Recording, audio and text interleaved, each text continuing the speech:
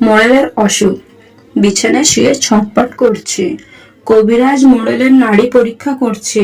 মোড়েলের আত্মীয় হাসু মিয়া আর মোড়েলের বিশ্বাসী চাকর রহমত আলী অসুখ নিয়ে কথা বলছে। হাসু বলল, রহমত, ও রহমত আলী। রহমত বলল, শুনছি। হাসু বলল, ভালো করে শোনো, ওই কবিরাজ যতই নাড়ি দেখুক তোমার মোড়েলের নিস্তার নাই। রহমত, অমন ভয় দেখাবেন না, তাহলে আমি হাউমাউ করে কাঁদতে লেগে যাব। হাসু, কাঁদো, মন উজাড় করে কাঁদো। তোমার মোড়ল একটা কঠিন লোক, আমাদের মানুষকে বড় জ্বালিয়েছে। এর গরুকে কেড়ে তার ধান লুট করে তোমার মোড়ল আজ ধনী, মানুষের কান্না দেখলে হাসে। রহমত, তাই বলে মোড়লের ব্যারাম ভালো হবে না কেন? হাসু, হবেই না তো। মোড়ল যে অত্যাচারী পাপী, মনের মধ্যে অসামায়িক থাকলে ওষুধের কাজ হয় না। দেখে নিও, মোড়ল মরবে। রহমত, আর আজে বাজে কথা বলবেন না, আপনি বাড়ি যান। কবিরাজি আসলেন, এসে বলছে, এত কোলাহল করো না, আমি রোগীর নাড়ি পরীক্ষা করছি। রহমত, ও কবিরাজি, নাড়ি কি বলছে, মোড়ল বাঁচবে তো? কবিরাজ, মূর্খের মতো কথা বলো না, মানুষ এবং প্রাণী অমর নয়। আমি যা বলি মনোযোগ দিয়ে তাই শ্রবণ করো।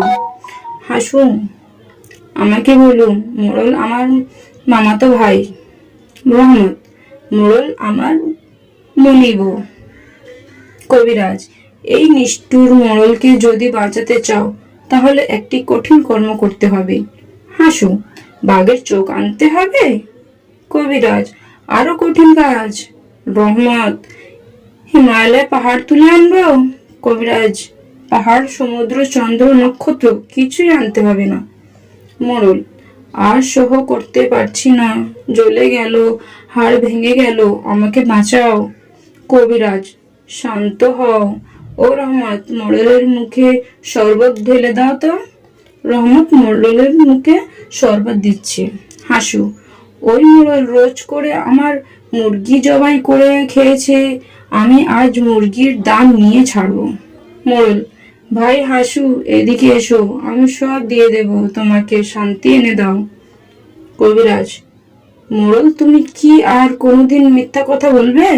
মোড়ল, আর বলবো না, এই প্রতিজ্ঞা করছি, আর কোনোদিন মানুষের উপর জবরদস্তি করব না, আমাকে ভালো করে দাও। কবিরাজ, লোভে পাপ, পাপে মৃত্যু, আর কোনোদিন লোভ করবে? মোড়ল, না, লোভ করব না, অত্যাচার করব না, আমাকে শান্তি দাও, সুখ দাও। কবিরাজ, তাহলে মনের সুখে শুয়ে থাকো, আমি ওষুধের কথা চিন্তা করি। মোড়ল, সুখ কোথায় পাবো, আমাকে সুখ এনে দাও। হাসু, অন্যের মনে দুঃখ দিলে কোনোদিন সুখ পাবে না। মোড়ল, আমার কত টাকা, কত বাড়ি, বড় বাড়ি, আমার মনে দুঃখ কেন? কবিরাজ, চুপ করো, যত কোলাহল করবে তত দুঃখ বাড়বে। হাসু, এদিকে এসো, আমার কথা শ্রবণ করো। মোড়লের ব্যামন ভালো হয়ে যেতে পারে যদি। রহমত, যদি কি? কবিরাজ, যদি আজ রাত্রির মধ্যেই। হাসু, কি করতে হবে? কবিরাজ, যদি একটি ফতুয়া সংগ্রহ করতে পারো। রহমত, ফতুয়া? কবিরাজ বলল, হ্যাঁ, জামা। এই জামা হবে একজন সুখী মানুষের, তার জামাটা মোড়লের গায়ে দিলে তৎক্ষণে তার হাড় মরমর করে ভালো হয়ে যাবে। রহমত, এ তো খুব সোজা ওষুধ। কবিরাজ, সোজা নয়, খুব কঠিন কাজ। যাও, সুখী মানুষকে খুঁজে আনো। সুখী মানুষের জামা না হলে অসুখ কিন্তু সারবে না। মোড়ল, আমি বাঁচবো, জামা এনে দাও, 1000 টাকা বকশিস দেব। বনের ধারে অন্ধকার রাত, চাঁদের লম্বা আলো। ছোট একটি কুঁড়ে ঘরের সামনে হাসু মিয়া ও রহমত গালে হাত দিয়ে ভাবছে। রহমত বলল, কি তাজ্জব কথা, 5 গ্রামে একজনও সুখী মানুষ পেলাম না। যাকেই ধরি সেই বলে, না ভাই আমি সুখী নই। হাসু বলল, আর তো সময় নাই ভাই, এখন 12টা। সুখী মানুষ নাই, সুখী মানুষের জামাও নাই। মোড়েলের তো তাহলে এবার মরবে। রহমত বলল, আহারে, তোমরা এখন কি করব? আমরা এখন কি করব? কোথায় একটা মানুষ পাবো যে কিনা সুখী? হাসো, পাওয়া যাবে না, সুখী মানুষ পাওয়া যাবে না। সুখী বড় কঠিন জিনিস। এ দুনিয়াতে ধনী বলছে আরো ধন দাও, ভিখারি বলছে আরো ভিক্ষা দাও, পেটুক বলছে আরো খাবার দাও, শুধু দাও আর দাও। সবাই অসুখী, কারো সুখ নেই। রহমত বলল, আমরাও বলছি মোড়েলের জন্য জামা দাও, আমাদেরও বকশিস দাও, আমরাও অসুখী। হাসু, চুপ চুপ, ঘরের মধ্যে কে যেন কথা বলছে। রহমত, ভূত নাকি? চলেন পালিয়ে যাই, ধরতে পারলে মাছ ভাজা করে খাবে। হাসু, এই যে ভাই, ঘরের মধ্যে কে কথা বলছো? বেরিয়ে এসো। রহমত, ভূতকে ডাকবেন না। ঘর থেকে একজন লোক বেরিয়ে এলো।